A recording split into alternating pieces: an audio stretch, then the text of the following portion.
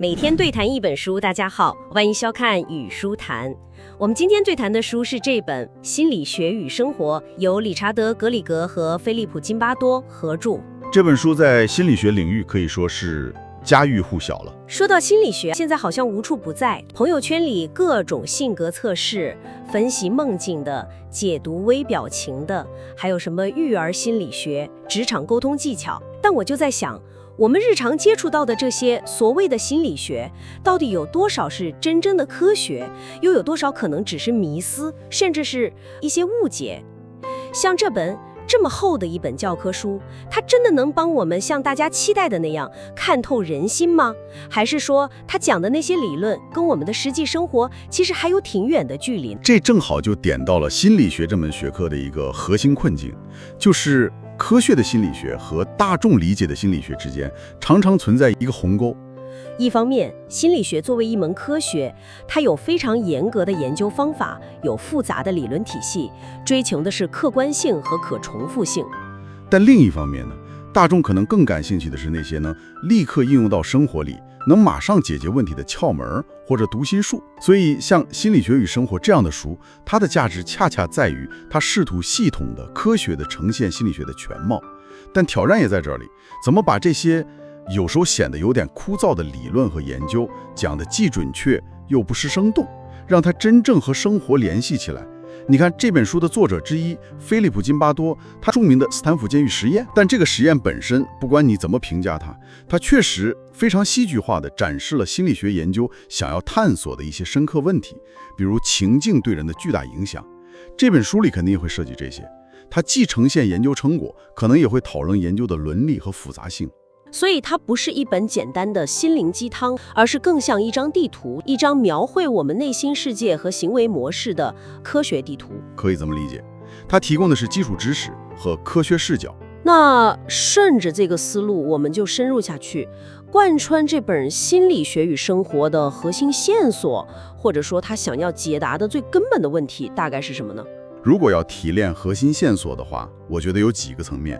首先，最根本的，它可能就在反复强调和演示心理学是如何用科学的方法来研究行为和心理过程。这可以说是这本书的基石。它会告诉你，我们是怎么知道我们所知道的这些关于人的知识的，是通过观察、实验，还是相关研究？这些方法的逻辑是什么？局限性又在哪里？其次，它试图整合心理学的不同视角。心理学内部有很多流派，或者说看问题的角度。比如，从生物学的角度看，我们的大脑、神经系统、基因怎么影响我们的思想和行为的；然后有认知的角度，关注我们的思维、记忆、决策过程；还有行为主义的视角，强调学习和环境的作用；还有精神分析。虽然可能现代心理学教科书里占比会调整，但肯定也会提到弗洛伊德那些。对，会介绍，包括人本主义，强调人的潜能和自由意志；还有社会文化的视角，看社会环境和文化背景怎么塑造我们。他会告诉你，这些视角往往不是相互排斥的，而是像从不同窗口看同一座房子。要理解一个复杂的现象，比如攻击行为，你可能需要同时考虑生物因素，比如荷尔蒙；认知因素，比如他怎么解读别人的挑衅；学习经验，他是不是从小观察到攻击行为能解决问题；以及社会境境，是不是有旁观者在怂恿。没有哪个单一的视角能解释所有事情。这本书会引导你理解这一点。还有一个核心线索，就是心理学研究的目标，通常概括为4个：描述、解释、预测和控制行为。描述就是客观的记录行为，比如观察孩子们在操场上怎么玩；解释呢，就是试图找出行为背后的原因，为什么有些孩子更合群，有些更孤僻，是天生的还是后天教育的结果。预测就是基于我们找到的规律，判断在某种条件下可能会发生什么行为。比如，如果我们知道压力大会导致攻击性增加，我们就可以预测在考试期间学生之间的冲突可能会增多。这里的控制更多是指应用心理学原理来帮助人们改变或改善行为，是积极意义上的。比如设计有效的治疗方法来帮助人们克服焦虑，或者改善学习习惯，提高工作效率。所以你看，科学方法、多元视角、研究目标，这几条线索基本上贯穿了整部书的各个章节。理解这些，才能把握心理学这门学科的整体框架。理解这些对于我们普通读者来说，重要性在哪儿呢？我觉得最大的重要性在于，它能帮助我们更全面、更理性地看待自己和他人的行为。比如说，了解了多元视角，你就不会轻易给别人贴标签。看到一个人行为有点古怪，你不会马上就说这人性格有问题，而是会想，是不是有什么特殊的环境因素？他最近是不是压力很大？或者有没有一些我们不了解的文化背景？避免简单化和绝对化。这对于建立良好的人际关系或者理解复杂的社会现象都非常重要。我觉得还是得回到心理学的研究方法上。这个不仅是开篇会讲，而且这个思维方式会贯穿始终。它会详细介绍心理学区别于常识或者直觉的地方，就在于它有一套系统的方法论。比如怎么进行自然的观察，就是看两个或多个变量之间是否存在联系。比如是不是看暴力节目越多的孩子攻击性就越强？但相关不等于因果，这一点书里一定会反复强调。要确定因果关系，最可靠的方法是实验研究，就是研究者主动操控一个变量自变量，然后观察它对另一个变量因变量的影响，同时要控制好其他所有可能干扰结果的因素。经典教材的特点就是例子多，比如可能会用一个简单的实验设计做例子，想研究咖啡因是否影响记忆力，那你就要招募参与者，随机分成两组，一组喝含咖啡因的饮料，一组喝外观一样的安慰剂，不含咖啡因，然后让他们记单词，最后看两组的记忆成绩有没有显著差异。当然，实际研究比这复杂，要考虑很多细节，但这个逻辑是核心。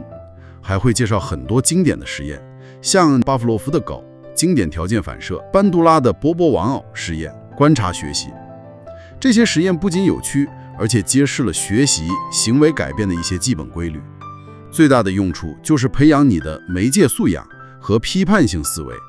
现在信息太多了，各种研究表明，专家指出，你怎么判断哪个靠谱？了解了研究方法，你至少会去看这个研究是怎么做的，样本量多大，有没有对照组，结果有没有统计学意义。这样就不容易被一些伪科学或者断章取义的报道给忽悠了。第二个，我觉得学习和记忆这个领域非常值得关注，因为这跟我们每个人的生活都息息相关。无论是学生还是工作的人，都需要不断学习新东西，也都需要记住信息。它会系统介绍我们是怎么学习的。除了刚才提到的条件反射、操作性条件反射，还会讲到认知学习，比如动物学习，还有非常重要的观察学习。我们通过观察别人的行为及其后果来学习。班杜拉的理论强调了其中的认知过程，比如注意、保持、复现，这解释了为什么榜样的力量是无穷的，也解释了为什么媒体暴力可能对青少年产生负面影响。然后是记忆，书里会拆解记忆的过程，信息是怎么被我们编码转换成大脑可以处理的形式，然后是怎么被存储起来的，有短时记忆、长时记忆，最后是怎么被提取出来使用的。那书里会有提高学习和记忆效率的建议吗？这个大家肯定很关心。这是这类教材很实用的部分，它会根据记忆原理告诉你为什么深度加工，比如理解信息，把它和已知知识联系起来，比死记硬背效果好多多。为什么分散学习，把学习时间分段，优于集中突击？为什么提取练习，也就是自我测验，是巩固记忆的利器？还有一些记忆术，比如联想法、位置记忆法等等。这部分知识的实践性很强，理解了原理，你就可以优化自己的学习策略，事半功倍。第三个，我想重点提一下社会心理学。这部分研究的是我们的思想、感情和行为是如何受到他人和环境影响的。社会心理学尤其关注情境的影响，它会探讨很多有趣的现象，比如从众，为什么我们有时候会放弃自己的判断，跟随大多数人的意见？阿西的线段判断实验就是经典例子。还有服从，这方面最著名的就是米尔格拉姆的电极实验了。这个实验揭示了权威的巨大压力。当然，这些经典实验现在看有很多伦理争议，书里也会讨论，但他们提出的问题非常深刻。在特定情境下，我们普通人距离做出可怕的事情到底有多远？社会心理学还关注什么？还会关注很多，比如群体影响，像群体决策时可能出现的群体极化或者群体思维、旁观者效应，为什么在场的人越多，受害者反而越不容易得到帮助？还有态度和偏见，我们对不同群体的刻板印象是怎么形成的？偏见又是如何影响我们的行为的？这些话题感觉和我们当下的社会现实联系很紧密，比如网络上的很多现象，比如网络暴力、网络谣言的传播、群体性事件的发生，很多都可以用社会心理学的原理来分析。理解这些，能帮助我们更清晰地认识我们所处的社会环境，以及我们在其中的角色。我觉得情绪和动机也很重要。我们每天都会体验各种情绪，喜怒哀乐，也会被各种目标驱动去做事情。这部分会探讨情绪是怎么产生的。是大脑先有反应，然后我们感觉到情绪，像 James Langer 理论说的，还是大脑反应和情绪体验同时发生，开能巴的理论，或者说我们的认知评价起了关键作用。沙赫特辛格理论还会讲情绪的表达，比如面部表情是不是具有跨文化的普遍性，以及情绪调节，我们怎么管理自己的情绪，尤其是负面情绪，还有压力应对，我们为什么要做某些事情，是什么在驱动我们。书里会介绍不同的动机理论，比如马斯洛的需求层次理论，从生理需求到自我实现，还有成就动机理论，解释为什么有些人特别追求成功，区分内在动机为了兴趣和满足感，和外在动机为了奖励或避免惩罚。了解动机原理可以帮助我们更好地激励自己和他人，比如怎么保护孩子的内在学习兴趣，而不是单纯用奖励来驱动他们。在工作中，怎么设计更能激发员工热情的任务和环境。当然，书里还有很多其他重要内容，比如发展心理学、人格心理学、心理障碍等等，都非常丰富。这本书作为一部如此经典的心理学入门教材，它的优势是很明显的，系统全面、科学严谨。但如果从一个更挑剔一点，或者说作家的视角来看，它在叙述方式、观点呈现或者理论侧重上有没有什么值得我们探讨或者商榷的地方？首先，平衡科学严谨性与可读性，这是一个永恒的挑战。这本书在这方面做得算相当不错了，用了大量的实例、图表、专栏来帮助读者理解。但是不可否认，它本质上还是一本教材，有时候为了准确，语言会偏学术化。对于没有基础的读者来说，可能还是会觉得有些地方有点枯燥或者难懂。但这很难两全，过于追求趣味，可能会牺牲掉一些严谨性。它毕竟不是一本通俗读物。我觉得作者已经尽力在找平衡点了。那在理论内容上呢，有没有什么局限性？有几点可以讨论。第一，理论的时效性。心理学是一个不断发展的学科，新的研究层出不穷，教材的更新速度往往还是会滞后于最前沿的研究进展。比如，现在认知神经科学、基因和环境交互作用的研究非常火热，这些可能在教材里反映的还不够充分，或者是只是点到为止。就是说，它可能更侧重于经典的、已经比较成熟的理论。对，这本身也是教材的定位决定的，但也意味着读者需要知道，书里的知识并非心理学的全部，也不是最新的定论。另外，一些经典的理论或者实验，比如前面提到的斯坦福监狱实验、米尔格拉姆实验，后来的研究也提出了不少批评或者修正。这些争议和反思在教材里呈现的深度和广度，可能也值得关注。第二点就是文化背景的适用性问题。心理学研究，尤其是很多经典研究，大多是在西方文化背景下进行的，以大学生作为被试的情况也很多。那么这些研究结果和理论在多大程度能推广到其他文化背景，比如我们中国，这是一个很大的问题。书中可能也会提到一些跨文化研究，但总体来说，主体内容还是基于西方背景的。所以读者在应用这些知识理解我们自己文化中的现象时，需要多一份审慎，不能完全照搬。还有一个是不同流派观点的呈现。虽然前面说他试图整合不同视角，但在实际的篇幅分配和观点侧重上，会不会有意无意地偏向某些流派？比如现代心理学可能更倚重认知和生物学的视角，那对精神分析、人本主义等流派的介绍，是不是足够深入和公允，也是可以讨论的。当然，这跟作者本身的学术背景和倾向也有关系。总的来说，心理学与生活无疑是一部非常优秀的入门教材，它的系统性和科学性是其核心价值。但我们作为读者，也需要带着思考去读，认识到它可能的局限性。那我们谈了这么多理论和评论，读完这样一本大部头的著作，这些知识到底怎么用？如何才能真正照进我们的现实生活？在日常工作、人际交往、个人成长中，我们能怎么运用书里的这些原理呢？我觉得心理学知识的应用可以体现在很多方面，我们试着从几个角度来说。首先，个人成长方面，比如刚才我们提到的学习和记忆原理，你可以运用深度加工的策略，学新东西的时候不只是看，还要多思考，多和自己已有的知识联系，用自己的话附注出来。利用间隔效应，不要等到考试前或者截止日期前才猛学，平时就把学习任务分散开，多做自我测验，这是非常有效的巩固记忆的方法。还有情绪管理方面，了解情绪的认知理论可以帮助你认识到，很多时候困扰我们的不是事件本身，而是我们对事件的看法。学会调整自己的认知评价，换个角度看问题，可能就能改变你的情绪状态。书里肯定也会介绍一些具体的压力应对策略，比如问题解决、寻求社会支持、放松训练等等。理解目镜理论也能帮你找到驱动自己的力量，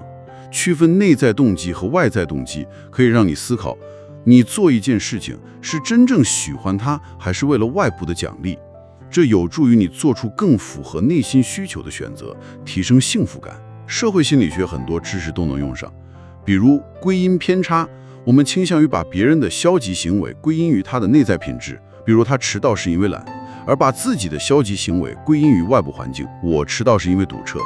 了解这种偏差，能让你在评价他人时更客观、更宽容一些。还有关于偏见和刻板印象的知识，认识到偏见是怎么形成的，以及它的危害，可以帮助我们更有意识地去识别和减少自己的偏见，更公平地对待不同的人。沟通方面，了解非语言沟通的重要性，比如肢体语言、面部表情，学习积极倾听的技巧，都能改善你和家人、朋友、同事的关系。理解从众和服从的压力，也能让你在群体中保持一定的独立思考，不容易被裹挟。那在社会观察方面呢？我们怎么用心理学视角看世界？这个也很有意思。比如看到社会热点事件，尤其是群体性行为，你可以运用群体心理学的知识去分析，而不是简单的跟着情绪走。看到网络上的各种信息，尤其是广告宣传，你可以运用说服心理学、认知偏差的知识去审视它，看看它用了哪些技巧在影响你，从而做出更理性的判断。理解社会影响的原理，也能让你对一些社会现象，比如为什么会有地域歧视，为什么谣言容易传播等等，有更深入的认识。还有决策心理学，了解常见的认知偏差，比如锚定效应、框架效应，可以帮助个人和组织在做商业决策，减少非理性因素的干扰。甚至在招聘面试时，了解第一印象效应、晕轮效应等，也能帮助面试官做出更客观的评价。但这里要强调一点，应用心理学知识需要科学、理性、批判性的用。一方面要避免生搬硬套，因为每个情境都是独特的；另一方面也要警惕知识的误用，比如有些人可能会利用说服的技巧去操控他人，达到不良目的。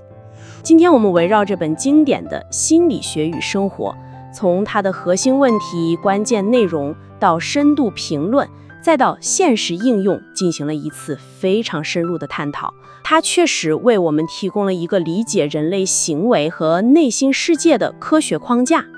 了解了这么多关于行为和心理过程的科学解释，知道了基因、大脑、环境、潜意识、认知偏差等等因素在如何深刻地影响我们，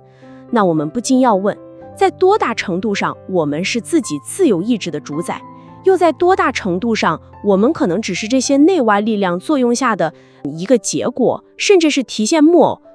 心理学越发展，揭示的影响因素越多，是不是因为人类选择的自由，或者说我们过去理解的那种神秘性就越少了呢？自由意志与决定论之争，心理学的很多发现确实揭示了大量我们未曾意识到的影响因素，但这是否就完全否定了自由意志呢？可能也未必。或许自由意志体现在我们认识到这些影响因素之后，能够做出更自主、更负责任的选择的能力上。或者说，自由体现在我们能够用理性去审视和调节我们自身的冲动和外部环境的压力。这是一个没有标准答案的问题。我觉得带着这个问题去阅读《心理学与生活》，甚至在读完之后继续思考，本身就是一件非常有价值的事情。它会促使你更深入地反思人到底是什么。这个问题或许值得每一位对自我和人性感兴趣的朋友，在合上书本后，在生活的实践中去不断地探索和追问。